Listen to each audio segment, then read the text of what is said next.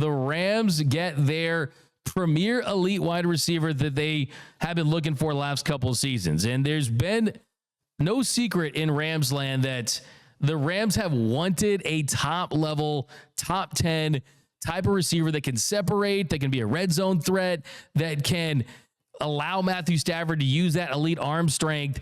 And this is a deal for the Rams where essentially you could have kept Cooper Kupp for $20 million, or you get Davante Adams and Tutu Atwell for $36 million combined.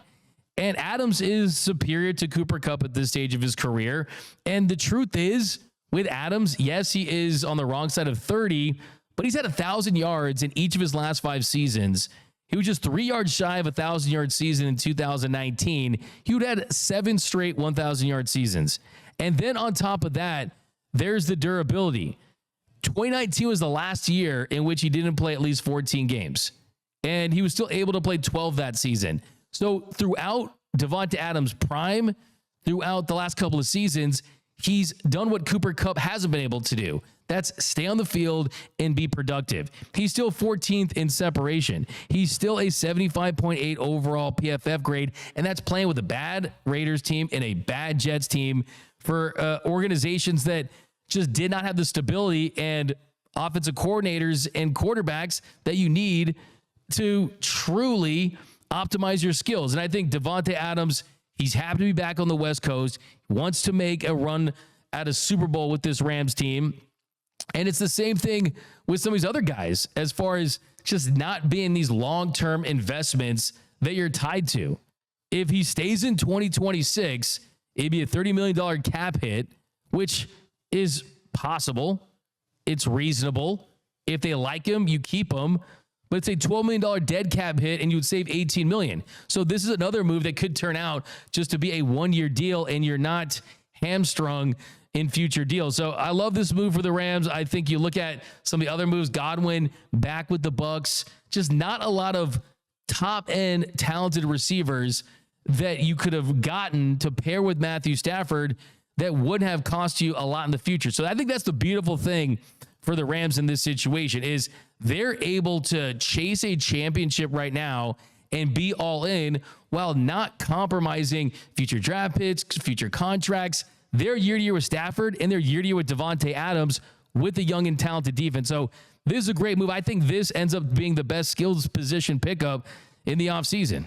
Yeah, no doubt. This is a needle mover for the Rams. You upgraded from Cooper Kupp, and you got. Listen, Davante's still a top 10 receiver, D-Mac. To me, it's not close. Despite him having what was considered a down year with the Raiders and the year he just had with the Jets, it's still better than 90% of wide receivers in the NFL, and it's not close. We watched the Rams really be a penalty away from potentially going to an NFC championship. This is a team that is still very much capable of putting themselves in Super Bowl contention. And I think we learned a lot about that football team last year because despite the start that most of us would assume they weren't going to the playoffs, they put themselves right in the thick of the NFC. Davante Adams with Matthew Stafford, it's a great combination. It takes a lot of pressure off Puka Nacua as well. It takes a lot of pressure off Kyron Williams. And for a Rams team that, to me, is going to have a top 3 defensive line in football next NFL season, the sky's the limit for this team. And a move like Davante Adams, I mean, there's no way they're not one of the 3 or 4 contenders in the NFC next season. I just think he has 1 or 2 or possibly 3 more, like you said, top 10 receiving seasons. I mean, you look at those top receivers in the NFL. I mean, like Justin Jefferson, Jamar Chase, CeeDee Lamb. I mean, those guys are still producing, but Davante Adams is not that far off, and none of those guys were attainable. I mean, A.J. Brown, Tyreek Hill, Amon-Ra St. Brown. Davante Adams is still in the conversation. Garrett Wilson, believe it or not, Garrett Wilson's never made a Pro Bowl or an All-Pro somehow, some way. Ridiculous. Which is kind of wild, but I mean, he still has a lot of football left in his career. But this was a move that really signaled to the rest of the football world that, hey, this is a Rams team that was close to beating the Lions in 2024 in the wild card game. This is a Rams team that was 14 yards away from beating the Eagles in the NFC Championship game. Now you have a recommitted Matthew Stafford with Puka Nacua, who I think the cool thing is it's kind of like not even wide receiver 1, wide receiver 2. It's really wide receiver 1 and wide receiver 1A. Yeah. You got those two guys. And then you brought back two, could be a little bit of stretch threat. I think the biggest thing they need to do to finish things off, go out there and draft a tight end. I would love to see them get Colston Loveland out of Michigan, kind of a hybrid-y type of tight end that can do some interesting things and bring that dynamic. But I mean, give credit to the Rams, man. I mean, I think and the word on the street was that Sean McVay was doing some crazy recruiting. I believe it. Late in the game, and that's what sealed the deal. And it kind of made me think, I mean, McVay, he's never going to coach in college, right? He's not a college coach. He's an NFL coach. He's an NFL coach. It's like when Mike Tomlin got mad when he was being mentioned with the USC. He's like, you don't ask Sean Payton this. Don't ask me this, right? Yeah.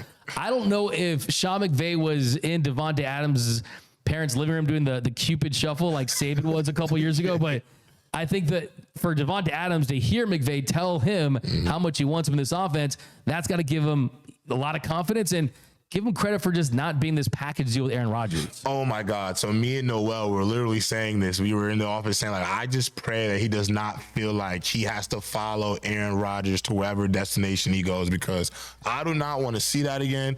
He is still a S-tier level receiver. You do not need to follow Rodgers to chase this ring. You can chase that ring in Los Angeles. And just to your point about the tight ends, if you're not able to get Tyler Warren, this is a really good tight end draft. If you get a Colston Loveland or a Harold Fannin Jr. from Bowling Green, I still think they fit lovely into that Rams system. Absolutely. I think that there's still moves to be made, and that's what you're going to see with all these teams that have shown that, hey, 2025, we think we can contend. Now,